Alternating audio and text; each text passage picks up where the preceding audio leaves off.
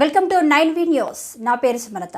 ఎన్టీఆర్ జిల్లా YCP parliamentary నేత MP Mithun Reddy అరెస్టుపై Jaggepeta YCP నియోజకవర్గ సమన్వయకర్త తన్నీరు నాగేశ్వరరావు ఖండన. రాజకీయంగా పెద్దిరెడ్డి రామచంద్రారెడ్డి కుటుంబాన్ని ఎదుర్కొనలేక చంద్రబాబు నాయుడు అక్రమ కేసులు పెట్టి మానసికంగా వారిని ఇబ్బంది పెట్టడం సబబు కాదు. 2019 నుండి 24 వరకు వైసీపీ ప్రభుత్వంలో మద్యం కుంభకోణం అంటూ సిటీ దర్యాప్తును చేపట్టిన ఇప్పటి వరకు 13 మందిని అరెస్టు చేసి నేడు మిథున్ రెడ్డిని అరెస్టు చేసి కూటమి ప్రభుత్వం పెద్దలు పైశాచిక ఆనందాన్ని పొందుతున్నారు.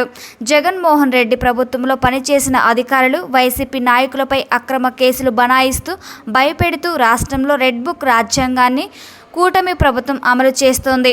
అక్రమ కేసులు పెట్టి ఎంతమందిని అరెస్టు చేసినా భయపడేది లేదు. రాష్ట్రంలో వైసీపీ శ్రేణులను అడుగడుగున ఇబ్బందులకు గురి చేస్తూ అరాచక పాలన కొనసాగిస్తున్న కూటమి ప్రభుత్వంపై తిరుగుబాటుకు రాష్ట్ర ప్రజలు సిద్ధంగా ఉన్నారు. కనీసం మంత్రి కూడా కాదు. ఆయనకే సంబంధం మద్యం కుంభకోణంతో కేవలం ఆయన పెద్దిరెడ్డి రామచంద్రారెడ్డి గారి కుమారుడు. మొన్న సునామీలో కూడా ఆయన కానీ వాళ్ళ నాన్నగారు కానీ గెలిచారు. వాళ్ళని రాజకీయంగా ఎదుర్కోలేము కాబట్టి వాళ్ళని తప్పుడు కేసులు పెట్టి అరెస్ట్ చేయడం ద్వారా చిత్తూరు జిల్లాలో వారి ప్రాబల్యాన్ని తగ్గించవచ్చు అని చెప్పి మరి చంద్రబాబు నాయుడు గారి కూటమి ప్రభుత్వం పన్నాగం బండి ఇవాళ అరెస్ట్ చేయడం జరిగింది. వాస్తవానికి చూస్తే మద్యం కుంభకోణం 25,000 కోట్ల మేరకు గతంలో జరిగింది. 2014 నుంచి 19 వరకు. 19 నుంచి 24 వరకు జగన్మోహన్ రెడ్డి గారు వచ్చి ఆయన కొత్తగా ఒక్క డిస్టిలరీ కూడా పర్మిషన్ ఇవ్వాల. అంతేకాకుండా సుమారుగా 4,000 షాపులు ఈ రాష్ట్రంలో ఆయన ప్రభుత్వానికి వచ్చేట సరికుంటే వాటిని 2,900 తీసుకొచ్చాడు. అంటే 30% షాపులు తగ్గించాడు. అలానే పని సమయాలు కూడా అంటే షాపులు ఓపెన్ చేసే టైమింగ్స్ కూడా బాగా తగ్గించాడు. ఒక పక్క మరి మద్యం ధరలు పెంచాడు. అలానే ప్రైవేటు దుకాణాలు మొత్తం కూడా తీసుకొచ్చి ప్రభుత్వ దుకాణాలుగా మార్చి మరి ప్రభుత్వం ద్వారా నడిపారు. అంటే ఎక్కడ కూడా అవినీతికి ఆస్కారం లేకుండా మరి ఆయన చేస్తే మరొక పక్క 44,000 బెడ్ షాపుల్ని తీశారు. 4,000 పర్మిట్ రూములను తీశారు.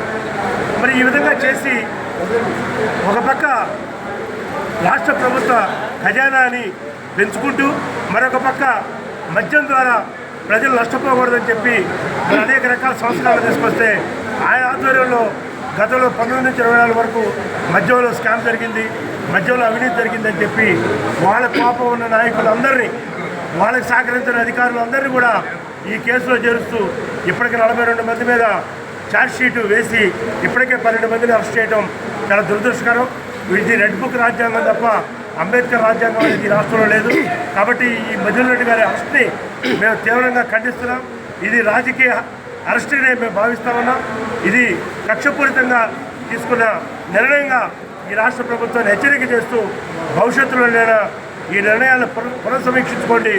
మీరు అభివృద్ధి మీద దృష్టి పెట్టండి, సంక్షేమం మీద దృష్టి పెట్టండి తప్ప ఈ విధంగా కక్షపూరిత రాజకీయాలు ఈ రాష్ట్రంలో చేయొద్దని చెప్పి శాంతి భద్రతలు కాపాడండి, మహిళల మీద దాడులు జరగకుండా చూడండి, రైతాంగానికి గిట్టుబాటు ధరలు ఇవ్వండి అని చెప్పి డిమాండ్ చేస్తూ ఈ కూటమి ప్రభుత్వాన్ని హెచ్చరిక చేస్తాము.